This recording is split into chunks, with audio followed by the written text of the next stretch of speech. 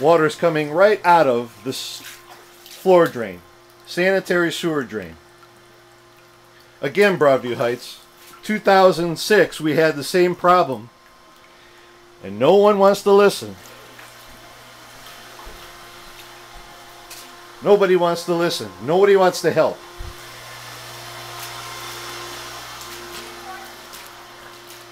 I have a city hall that can spend money on all kinds of other stuff. Spend $100,000 on signs for the entrance to the city to put the wonderful mayor's name up on it.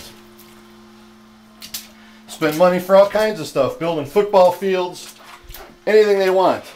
Buying damn fireworks when the city's got no money for anything else. They can't fix this problem. Problem the city allowed to be created when this house was built, because city inspectors inspected these pipes and they inspected them and let the problems occur. No storm sewers on the street. Again, I'll say thank you, Broadview Heights. 5 years later, thank you.